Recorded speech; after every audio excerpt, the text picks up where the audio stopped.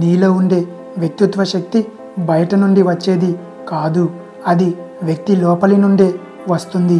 అది విభిన్నమైనది, భగవంతుని శక్తి అంశం కలిగి ఉంటుంది. నీలోని అంతర్గత శక్తి నిజరూప దర్శనమే నీ వ్యక్తిత్వ శక్తి. అలాంటి ఈ అంతర్గత స్వీయ నిజశక్తి చాలా ఆకర్షణీయమైనది, ఆనందదాయకమైనది. అలా కాకుండా తెచ్చిపెట్టుకున్న లేదా ఆపాదించుకున్న అబద్ధపు శక్తి దుఃఖదాయకం. అటువంటి దాన్ని అందరూ అసహ్యించుకుంటారు. పసిపాప అంటే అందరికీ ఇష్టమే, ఎందుకంటే పసిపాపలో కపటం ఉండదు, దాపరికం లేదు. అందుకే వ్యక్తిలో కూడా ఇలాంటి లక్షణాలు ఉండాలి. ప్రతి వ్యక్తిలో వ్యక్తిత్వ శక్తి దాగి ఉంది.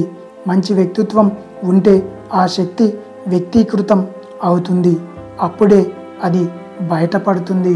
అందుకు భిన్నంగా అనగదొక్కబడిన వ్యక్తిత్వం ఉంటే ఆ వ్యక్తిత్వం ఔన్నత్యం సంఖ్యలు వేయబడి అనగదొక్కబడి ఉంటుంది. దానికి కారణం ఆ వ్యక్తి అజ్ఞానం, ఆలోచన రాహిత్యమే. నిజానికి తన అభివృద్ధికి తానే అడ్డుగోడగా నిలిచి ఉంటాడు.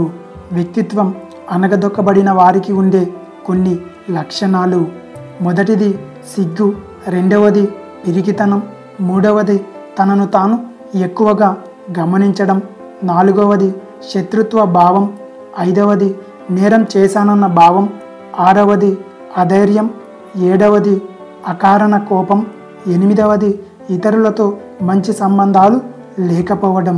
ఇటువంటి వారికి ప్రతి విషయంలో నిరాశే మిగులుతుంది. ఇందుకు ప్రధాన కారణం తనను తాను వ్యక్తీకరించుకోకపోవడమే. మనం పొందే అపజయ భయం వ్యక్తిత్వ శక్తికి సంకెళ్ళుగా మారుతుంది.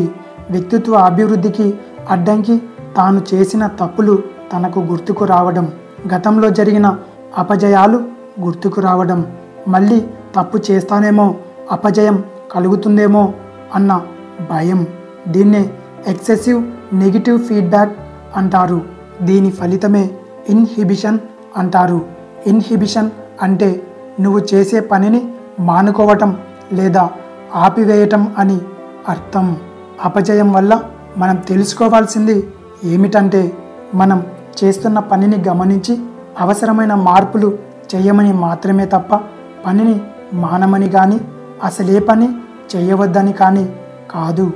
కానీ పూర్ పర్సనాలిటీ ఉన్న వ్యక్తులు పనిని ఆపేస్తారు, ప్రయత్నాన్ని ఆపేస్తారు, కొత్త ప్రయత్నం చేయడానికి భయపడతారు.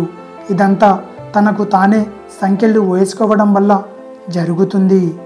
నీ ప్రయత్నం ఆగిపోవడానికి కారణం నిన్ను నువ్వు విమర్శించుకోవడం, నీకు నీపై ఆత్మవిశ్వాసం లేకపోవటం, ఓడిపోతానేమో అన్న భయం, తప్పులు చేస్తానేమో అన్న భయం. ఇవే నీ ఎదుగుదలకు నాశనం చేసే ఆయుధాలు. ఈ విషయం తెలుసుకుంటే నీ వ్యక్తిత్వ అభివృద్ధికి అంకురార్పణ జరుగుతుంది. పని చేయడం, పనిని మార్చడం, కొత్త ప్రయత్నం చేయడం వంటివి ఆత్మ వ్యక్తీకరణ విధానాలు. ఏదైనా ప్రయత్నాన్ని మానుకునే స్వభావం ఉన్నప్పుడు నీ వ్యక్తీకరణ ఆగిపోతుంది. మిత్రమా, ఆఖరిగా ఒక్క మాట, చేసే ప్రయత్నాన్ని ఆపేశావు అంటే ఓటమిని అంగీకరించావు అని అర్థం. ఇది గుర్తుపెట్టుకో.